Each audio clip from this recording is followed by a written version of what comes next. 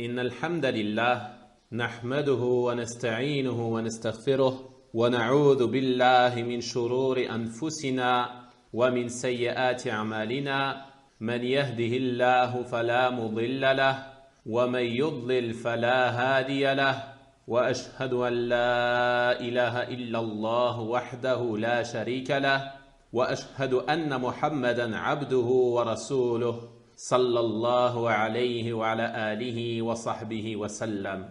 وبعد, Allah subhanahu wa ta'ala a dit dans son noble livre: Alam a'had ilaykum ya bani Adam alla ta'budu ash-shaytan innahu lakum aduwwun mubin. Ne vous ai-je pas engagé, ô enfants d'Adam, à ne pas adorer le diable? Il est vraiment pour vous un ennemi déclaré. Dans ce verset, Allah subhanahu wa ta'ala nous expose l'animosité d'Iblis envers Adam alayhi salam ainsi que sa descendance. Et ce depuis la création d'Adam alayhi salam. Lorsqu'Allah subhanahu wa ta'ala créa Adam alayhi salam, qui est le père des hommes, et qu'il l'a honoré, il a ordonné aux anges de se prosterner devant lui. Alors Iblis a été jaloux de Adam et du rang que Allah subhanahu wa ta'ala lui avait accordé et de la manière dont Allah subhanahu wa ta'ala l'a honoré. Il a alors dit: Ana khayrum minhu, je suis meilleur que lui. Il s'est opposé à Allah subhanahu wa ta'ala. Il a refusé de se prosterner. Il a désobéi à l'ordre d'Allah subhanahu wa ta'ala. Le résultat fut donc qu'Allah subhanahu wa ta'ala l'a maudit, l'a éloigné et l'a écarté de sa miséricorde. Alors Iblis a demandé à Allah subhanahu wa ta'ala de lui accorder un délai. Qala anzirni ila yawmi yub'athun. Il dit: accorde-moi un délai jusqu'au jour où ils seront ressuscités. Allah subhanahu wa ta'ala lui a donc accordé ce délai, et à ce moment, Iblis s'est alors engagé et il s'est imposé et il a juré par la puissance d'Allah qu'il ruserait contre Adam alayhi salam et sa descendance et qu'il ferait tout pour les écarter de leur Seigneur subhanahu wa ta'ala et qu'il tenterait de les tirer avec lui et de les conduire au feu de l'enfer, et le refuge est auprès d'Allah subhanahu wa ta'ala. Allah subhanahu wa ta'ala a dit: Inna ibadi laysa laka alayhim sultan illa man ittaba'aka min al-ghawin. Tu n'auras aucune autorité sur mes serviteurs, excepté sur celui qui te suivra parmi les dévoyés. Allah subhanahu wa ta'ala, il a donc pris pour alliés ses serviteurs croyants et il s'est engagé de les protéger du diable et de ne pas lui donner autorité sur eux. Quant à ceux qui ont pris pour allié le diable parmi les dévoyés, alors sur cela il a autorité. Et ceci fait partie de la sagesse d'Allah subhanahu wa ta'ala. Allah subhanahu wa ta'ala met à l'épreuve ses serviteurs, mais en réalité, il est capable subhanahu wa ta'ala d'anéantir le diable et d'anéantir son armée et ses soldats en un seul instant. Cependant, Allah subhanahu wa ta'ala a voulu éprouver ses serviteurs. Il a voulu les mettre à l'épreuve afin que se distingue le bon du mauvais et que se distingue le croyant du mécréant et de l'hypocrite. Ceci est donc une épreuve et un test de la part d'Allah subhanahu wa ta'ala. Et ceci fait partie de sa sagesse. Il y a donc dans la création d'Iblis et dans son existence, afin d'égarer les gens, une sagesse immense de la part d'Allah subhanahu wa ta'ala. Car sinon, comment on distinguerait le croyant du mécréant? Comment on distinguerait le bon du mauvais? Comment se produirait l'alliance et le désaveu? Et comment se produirait la lutte sur le sentier d'Allah subhanahu wa ta'ala? Sa présence contient donc des intérêts immenses. Même s'il y a une nuisance pour ceux qui le suivent, il y a en cela un grand bien et de grands intérêts pour les croyants véridiques, ceux qui se sont soumis à Allah subhanahu wa ta'ala et qui ont pris en compte sa mise en garde et qui n'ont pas suivi les pas du diable. Quant au diable, il s'est engagé à produire tous ses efforts et à déployer tous ses efforts afin d'égarer la descendance de Adam alayhi salam. Et il s'est même engagé à en égarer la majorité d'entre eux. Il a dit: وَلَا تَجِدُ أَكْثَرَهُمْ شَاكِرِينَ. Et pour la plupart d'entre eux, tu ne les trouveras pas reconnaissants. C'est-à-dire la plupart des serviteurs d'Allah subhanahu wa ta'ala. La plupart des créatures vont le suivre.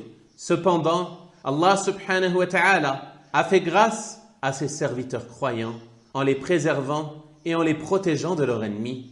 Ainsi, quiconque s'allie à Allah subhanahu wa ta'ala et se dirige vers Allah subhanahu wa ta'ala par son obéissance et cherche refuge auprès d'Allah subhanahu wa ta'ala, alors Allah subhanahu wa ta'ala le protège. Allah subhanahu wa ta'ala lui accorde sa protection.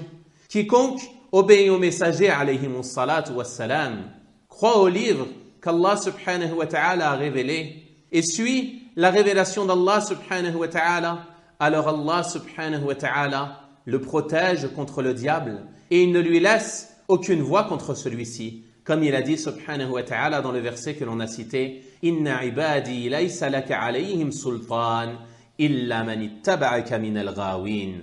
Tu n'auras aucune autorité sur mes serviteurs excepté sur celui qui te suivra parmi les dévoyés. La louange est donc à Allah subhanahu wa ta'ala qui protège ses serviteurs croyants, qui leur accorde sa protection, son soutien. Cependant, cela réclame du croyant qu'il ait peur de l'égarement et qu'il prenne garde à son ennemi déclaré. Car cet ennemi, qui est le diable, il a de nombreux soldats parmi les démons, hommes et djinns. Il les déploie et il les envoie pour égarer les gens, pour détourner les gens du chemin d'Allah subhanahu wa ta'ala, pour les leurrer et les tromper par les passions et les ambiguïtés, par la mécréance et l'athéisme. Ceci demande donc de toi que tu prennes garde à cet ennemi, que tu prennes sans cesse garde à cet ennemi qui t'assaille de tous bords. Il cherche à t'égarer du chemin d'Allah subhanahu wa ta'ala. Tu dois donc chercher refuge auprès d'Allah subhanahu wa ta'ala, chercher protection auprès d'Allah subhanahu wa ta'ala et être assidu dans l'obéissance à Allah subhanahu wa ta'ala et t'éloigner de l'ensemble des péchés. Car lorsque l'homme commet un péché, il a en réalité obéi au diable et répondu à son appel. Mais s'il délaisse les péchés et œuvre dans l'obéissance à Allah subhanahu wa ta'ala, alors il se met à l'abri de la ruse du diable et Allah subhanahu wa ta'ala lui accorde sa protection contre le diable. Le croyant, il doit donc être sur ses gardes. Il doit chercher refuge auprès d'Allah subhanahu wa ta'ala de façon constante et il doit s'écarter des péchés et des interdits d'Allah subhanahu wa ta'ala. Tu dois plutôt multiplier les œuvres d'obéissance envers Allah subhanahu wa ta'ala. Être assidu dans l'accomplissement de tes obligations, comme les 5 prières quotidiennes et les autres choses qu'Allah subhanahu wa ta'ala a rendues obligatoires pour nous. Il ne suffit pas à l'homme de dire « A'udhu billahi minash shaitanir rajim » je cherche refuge auprès d'Allah contre le diable banni. Il ne suffit pas que tu dises ça avec ta langue, puis que rien ne change dans tes œuvres, que tu restes plongé dans les péchés, que tu restes plongé dans les mauvaises actions. Mais plutôt, tu dois chercher refuge auprès d'Allah subhanahu wa ta'ala avec ta langue. Mais pour que cela te profite, tu dois également t'éloigner des péchés et des mauvaises actions. Tu dois délaisser les œuvres du diable. Tu dois délaisser l'obéissance au diable en commettant des péchés et des transgressions. Et tu dois te repentir à Allah subhanahu wa ta'ala. À chaque péché que tu commets, tu dois t'empresser d'implorer le pardon d'Allah subhanahu wa ta'ala. Et tu dois savoir que lorsque tu implores le pardon d'Allah subhanahu wa ta'ala, il n'y a rien qui fait le plus mal au diable que ton repentir et ton imploration du pardon d'Allah subhanahu wa ta'ala. En effet, lorsque les serviteurs croyants commettent un péché, puis qu'ils regrettent et qu'ils implorent le pardon d'Allah subhanahu wa ta'ala et se repentent, alors cela veut dire que le diable a échoué. Cela veut dire qu'il s'est fatigué pour rien.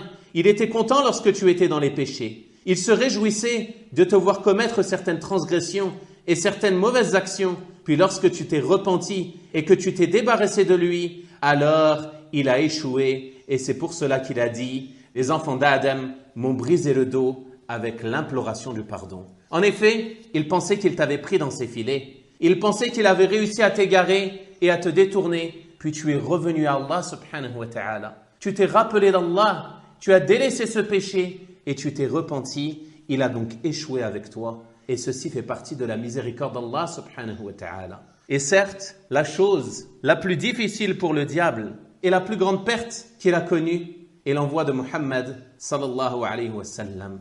Car par l'envoi du prophète sallallahu alayhi wa sallam, Allah subhanahu wa ta'ala a sauvé de ses filets un grand nombre de personnes parmi l'humanité. Il les a guidés vers le droit chemin. Il les a guidés vers l'islam. Il les a guidés vers le tawhid, vers le fait de vouer un culte exclusif à Allah subhanahu wa ta'ala sans ne lui donner aucun associé, vers le fait de suivre la sunna du messager d'Allah sallallahu alayhi wa sallam et de s'accrocher à celle-ci et d'y mordre avec ses molaires, vers le fait de suivre la sunna des califes bien guidés après le prophète sallallahu alayhi wa sallam, Abu Bakr, Omar, Uthman et Ali radiyallahu ta'ala anhum. Ainsi, Allah subhanahu wa ta'ala a sauvé par l'envoi de Muhammad sallallahu alayhi wa sallam un grand nombre des enfants d'Adam.